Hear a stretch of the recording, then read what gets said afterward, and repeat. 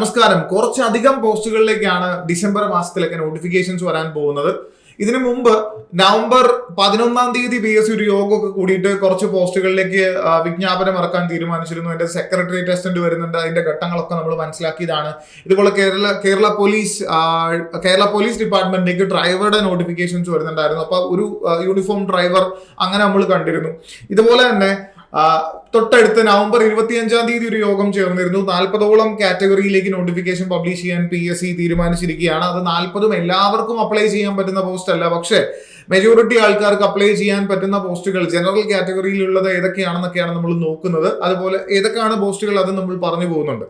ഇതിൽ Kerala cooperative milk marketing federation എന്ന് പറയുന്ന സ്ഥാപനത്തിലേക്ക് 3 സീനിയർ മാനേജർ പോസ്റ്റുകൾ വരുന്നുണ്ട്. ഒന്ന് മാർക്കറ്റിംഗിലേക്ക്, ഒന്ന് പ്രോജക്ട്സിലേക്ക്, മറ്റൊന്ന് HR ഡിപ്പാർട്ട്മെന്റിലേക്ക്. അത് സീനിയർ മാനേജർക്കുള്ള പോസ്റ്റുകളാണ്. ഇനി ഭൂജല വകുപ്പിൽ എഞ്ചിനീയറും ഉണ്ട്. അതുപോലെ ജിയോ ഫിസിസിസ്റ്റ് 2 കാറ്റഗറിയിലേക്ക് നമുക്ക് അപ്ലൈ ചെയ്യാൻ പറ്റുന്നതാണ്. യോഗ്യത ആ തരത്തിൽ യോഗ്യതയുള്ളവർക്ക് അപ്ലൈ ചെയ്യാൻ പറ്റുന്നതാണ്. അതുപോലെ ആയുർവേദ വകുപ്പിൽ മെഡിക്കൽ ഓഫീസർ പോസ്റ്റ് വന്നിട്ടുണ്ട്. അത് തസ്തിക മാറ്റം മുഖേനയാണ് ഇവിടെ പറഞ്ഞിരിക്കുന്നത്. ബൈ ട്രാൻസ്ഫർ ആണ്. അതൊന്ന് ഓർത്തേക്കുക. നെക്സ്റ്റ്, മെഡിക്കൽ വിദ്യാഭ്യാസ വകുപ്പിൽ സ്റ്റാഫ് നേഴ്സ് ഉണ്ട്. സ്റ്റാഫ് നേഴ്സ് 2 നേഴ്സസിനുള്ള 2 നോട്ടിഫിക്കേഷൻ ഉണ്ട്.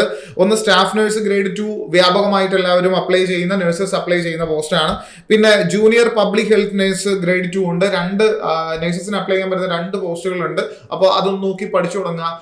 എല്ലാവരുടെയും പ്രൈവറ്റ് ഫേമിലൊക്കെ വർക്ക് ചെയ്യുന്ന നേഴ്സസ് ഒക്കെ എപ്പോഴും ഗവൺമെന്റിലൊക്കെ ഒന്ന് കയറാനായിട്ട് ആഗ്രഹിക്കുന്നത് ഈ പോസ്റ്റുകൾ അല്ലെങ്കിൽ നോട്ടിഫിക്കേഷൻസ് ഒക്കെ വരുമ്പോഴാണ്. അവരൊക്കെ ഒന്ന് പഠിച്ചു തുടങ്ങുക. അപ്പോൾ നോക്കുക, നോട്ടിഫിക്കേഷൻസ് വരുന്നുണ്ട്, ശ്രദ്ധിക്കേണ്ടതാണ്. ഇനി ഫയർ ആൻഡ് റെസ്ക്യൂ സർവീസിൽ ഫയർ ഡിപ്പാർട്ട്മെന്റിൽ 2 നോട്ടിഫിക്കേഷൻ വരുന്നുണ്ട്. ഒന്ന് ഫയർ ആൻഡ് റെസ്ക്യൂ ഓഫീസർ വരുന്നുണ്ട്. എല്ലാവരും പ്രതീക്ഷിച്ചിരിക്കുന്ന ഒരു നോട്ടിഫിക്കേഷൻ ആണ്.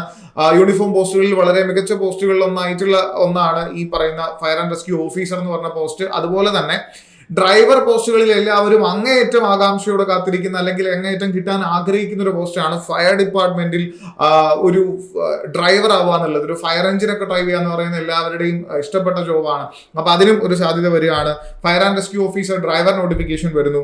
ഓയിൽ പാം ഇന്ത്യ ലിമിറ്റഡിൽ ബോട്ടണിയൊക്കെ ഉള്ളവർക്ക് അപ്ലൈ ചെയ്യാൻ പറ്റിയിരിക്കുന്ന ഫീൽഡ് അസിസ്റ്റന്റ് എന്ന് പറയുന്ന നോട്ടിഫിക്കേഷൻ വരാൻ പോകുന്നു. ഇതാണ് സ്റ്റേറ്റ് വൈഡ് ആയിട്ടുള്ള ഈ 40 എണ്ണത്തിൽ സ്റ്റേറ്റ് വൈഡ് ആയിട്ടുള്ള ഡയറക്റ്റ് ജനറൽ അവർക്ക് അപ്ലൈ ചെയ്യാൻ പറ്റുന്ന തരത്തിലുള്ള നോട്ടിഫിക്കേഷൻ.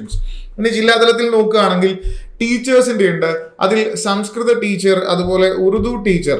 അതിനകത്ത് വിവിധ ജില്ലകളിൽ, എല്ലാ ജില്ലയിലും ഉണ്ടെന്ന് പറയുന്നില്ല, വിവിധ ജില്ലകളിൽ സംസ്കൃത ടീച്ചറിനുള്ള HSA വരുന്നു. അതുപോലെ വയനാട്, കണ്ണൂർ ജില്ലകളിൽ ഉറുദു ടീച്ചറിനുള്ള നോട്ടിഫിക്കേഷൻ വരുന്നു. ഇനി കുറെ ജില്ലകളിൽ മലയാളം ബൈ ട്രാൻസ്ഫർ വഴിയുള്ളത് വരുന്നു. ഇതൊക്കെ HSA ഹൈസ്കൂൾ വകുപ്പിലുള്ള ടീച്ചേഴ്സിനുള്ള നോട്ടിഫിക്കേഷൻ ആണ്. മലപ്പുറം ജില്ലയിൽ ഫയർ വുമൺ ഉള്ള നോട്ടിഫിക്കേഷൻ വരുന്നുണ്ട്. എല്ലാ ജില്ലയിലേക്കും ഫയർ വുമൺ ഉള്ള നോട്ടിഫിക്കേഷൻ വരുന്നില്ല. മലപ്പുറം ജില്ലയിലേക്ക് വരുന്നുണ്ട്. പ്രത്യേകം ശ്രദ്ധിക്കുക, അപ്ലൈ ചെയ്യാനായിട്ടൊക്കെ ശ്രമിക്കുക. പാലക്കാട് ജില്ലയിൽ മൃഗസംരക്ഷണ വകുപ്പിൽ ചിക്ക് സെക്സർ. ഇത് കേൾക്കുമ്പോൾ പല ആൾക്കാരും പലതും ചിന്തിച്ചു പോകാനുള്ള സാധ്യതയുണ്ട്. ഒന്നാമത് ആലോചിക്കുക, മൃഗസംരക്ഷണ വകുപ്പാണ്. അനിമൽ ഹസ്ബൻഡറി, പോൾട്രി ആ ഭാഗത്താണ്. ചിക്ക് സെക്സർ എന്ന് പറഞ്ഞാൽ ഈ ചിക്കനാണ്, അത് ഓർക്കണം. സെക്സർ എന്ന് പറഞ്ഞു കഴിഞ്ഞാൽ ഈ ചിക്കൻ ഇത് പെടക്കോഴിയാണോ അതോ പൂവൻകോഴിയാണോ, ഈ രണ്ടും കണ്ടുപിടിക്കുക എന്ന് പറയുന്ന ജോലിയാണുള്ളത്. ബാക്കി വിചാരിക്കും ഇത് മാത്രം വലിയ ജോലിയാണോ എന്ന് വിചാരിക്കുന്ന ആൾക്കാരുണ്ടായിരിക്കും ഞാൻ ഈ പറയുന്നത് കേൾക്കുമ്പോൾ. ഇത് ചുമ്മാ പോയി ഇങ്ങനെ നോക്കിയാൽ കണ്ടുപിടിക്കാൻ പറ്റുന്നതല്ല. അത് തൂവലുകളുടെ മറ്റേ പാറ്റേൺ, അതിന്റെ നീളം, വീതി, ഇങ്ങനെയൊക്കെയാണ്. അതിൽ സാങ്കേതിക വിദ്യ ഉണ്ട്. എളുപ്പമുള്ള പരിപാടി അല്ലാന്ന് സാരം. അപ്പൊ അതിന് നോട്ടിഫിക്കേഷൻ വരുന്നുണ്ട്. പാലക്കാട് ജില്ലയിലാണ്. പിന്നെ തിരുവനന്തപുരം, കൊല്ലം ജില്ലകളിൽ വിവിധ വകുപ്പുകളിൽ നോട്ടിഫിക്കേഷൻസ് വരുന്നുണ്ട്. ആ യോഗ്യതയൊക്കെ ഉള്ളവര് അപ്ലൈ ചെയ്യേണ്ടതാണ്. ഒക്കെ അത്യാവശ്യം ആൾക്കാർ എഴുതുന്ന ഒരു പോസ്റ്റാണ്. അപ്പൊ ഇത് ജനറൽ റിക്രൂട്ട്മെന്റ്, ജനറലുകാർക്ക് എഴുതാൻ പറ്റുന്ന ജില്ലാതലത്തിലുള്ള നോട്ടിഫിക്കേഷൻസ് നമ്മൾ പ്രതീക്ഷിക്കുന്നതാണ് വന്നിട്ടുള്ളത്. ഇതല്ലാതെ സ്പെഷ്യൽ റിക്രൂട്ട്മെന്റ് ഉണ്ട്. വിവിധ റിസർവേഷൻ ഉള്ളവർക്ക് അപ്ലൈ ചെയ്യാൻ പറ്റുന്ന, അതിൻ്റെ അകത്ത് തന്നെ നോക്കിക്കേ, ജില്ലാതലത്തിലുള്ളതിൽ തന്നെ പോലീസിന്റെ വരുന്നുണ്ട്, പോലീസ് കോൺസ്റ്റബിൾ വരുന്നുണ്ട്. അത് അത്യാവശ്യം ആൾക്കാർ നോക്കുന്നതാണ്. സോ ഇവിടെ പോസിബിലിറ്റി ഉണ്ട്. പിന്നെ ഭക്ഷ്യസുരക്ഷാ വകുപ്പ്, അസിസ്റ്റന്റ് എഞ്ചിനീയർ, തദ്ദേശ സ്വയംഭരണ വകുപ്പിൽ നിങ്ങൾ നോക്കിയാൽ മതി. നിരവധി നോട്ടിഫിക്കേഷൻസ് ആണ്. NCA റിക്രൂട്ട്മെന്റിലും നിരവധി. അതിൽ തന്നെ ഫയർ ആൻഡ് റെസ്ക്യൂ ഓഫ് നമ്മുടെ ഫയർ ഡ്രൈവറും അങ്ങനെ കുറച്ച് നോട്ടിഫിക്കേഷൻസ് ഒക്കെ വരുന്നുണ്ട്. ഇതെല്ലാം ഒന്ന് നോക്കി വെക്കുക. ആകെ മൊത്തം 40ഓളം നോട്ടിഫിക്കേഷൻസ് വരുന്നുണ്ട്. നിങ്ങൾക്ക് ഏതൊക്കെയാണോ സാധിക്കുന്നത് ആ പോസ്റ്റുകളിലെല്ലാം നിങ്ങൾ അപ്ലൈ ചെയ്യുക. ഇതും NCA നോട്ടിഫിക്കേഷൻസ് വരുന്നതാണ്. നിങ്ങൾക്ക് ഏതൊക്കെ വകുപ്പിൽ പറ്റുമോ അതിന്റെ വേക്കൻസി ചിലപ്പോൾ നിങ്ങൾ കാണുന്നത് 1, 2, 3 അങ്ങനെയൊക്കെ ആയിരിക്കും, അല്ലെങ്കിൽ ആന്റിസിപ്പേറ്റഡ് വേക്കൻസീസ് ഒക്കെ ഉണ്ടായിരിക്കാം. എന്തൊക്കെയാണെങ്കിലും നിങ്ങളുടെ യോഗ്യതയുള്ള എക്സാം ആണെങ്കിൽ ആലോചിക്കൂ, കേരള PSCയുടെ ഒരു എക്സാം എഴുതാനായിട്ട് നിങ്ങൾക്ക് വണ്ടിക്കൂലിയുടെ മാത്രം ചെലവാണ് വരുന്നത്. അതല്ലാതെ ഓരോ എക്സാമിനും അപ്ലൈ ചെയ്യാനായിട്ട് 500, 1000 രൂപയൊന്നുമില്ല, 100, 200 അങ്ങനെ ഒരു രൂപ പോലും ഇല്ല. ആണുങ്ങൾക്കും പെണ്ണുങ്ങൾക്കും ആർക്കുമില്ല. അതുകൊണ്ട് നിങ്ങളുടെ സാധ്യത നിങ്ങൾ നോക്കുക. ഒരു പോസ്റ്റ് ആണുള്ളതെങ്കിൽ ആ ഒരു പോസ്റ്റ് ആയിരിക്കാം ഒരു പക്ഷെ നിങ്ങൾക്ക് കിട്ടാൻ പോകുന്നത് എന്ന് വിചാരിച്ച്, അല്ലെങ്കിൽ നിങ്ങൾക്കുള്ള പോസ്റ്റ് ആണെന്ന് വിചാരിച്ച് പഠിക്കുക. കിട്ടിയില്ലെങ്കിൽ പോലും അതൊരു മികച്ച എക്സ്പീരിയൻസ് ആയിരിക്കും. തുടർച്ചയായി എക്സാം എഴുതിക്കൊണ്ടിരിക്കുന്നവർക്കാണ് ജോലി എപ്പോഴും കിട്ടുക. അല്ലാതെ ഒരു ഒറ്റ എക്സാം LDC അത് മാത്രമേ ഞാൻ എഴുതൂന്ന് പറഞ്ഞപ്പോൾ എഴുതുന്ന ആൾക്കാർക്കല്ല ഈസിലി ജോലി കിട്ടുന്നത്. അതുകൊണ്ട് നിങ്ങൾക്ക് പറ്റുന്ന എക്സാമുകളെല്ലാം നിങ്ങൾ എഴുതിക്കൊണ്ടേ ഇരിക്കൂ. ആ ഒരു അറ്റ്മോസ്ഫിയറിലൊക്കെ നിങ്ങൾ എഴുതുമ്പോൾ നിങ്ങളുടെ കോൺഫിഡൻസ് കൂടിക്കൊണ്ടിരിക്കും. പഠിച്ച് തന്നെ എഴുതാനായിട്ട് നിങ്ങൾ ശ്രമിക്കൂ.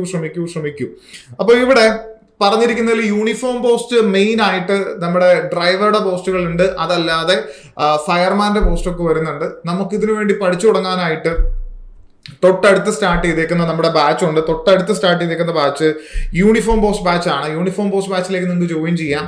ഇത് ജനറൽ ടോപ്പിക്, അതായത് പോലീസ് ആയിക്കോട്ടെ, അല്ലെങ്കിൽ ഫോറസ്റ്റ് ആയിക്കോട്ടെ, അല്ലെങ്കിൽ എക്സൈസ് ആയിക്കോട്ടെ, നമ്മളിപ്പോൾ പറയുന്ന ഫയർമാൻ ആയിക്കോട്ടെ, ഇതിന്റെ ടോട്ടൽ ജനറൽ പ്രത്യേക സ്പെഷ്യൽ ടോപ്പിക് അല്ലാത്ത ഭാഗം എല്ലാം കവർ ചെയ്യുന്ന പോസ്റ്റാണ് നമ്മുടെ യൂണിഫോം പോസ്റ്റ് ബാച്ച് എന്ന് പറയുന്നത്.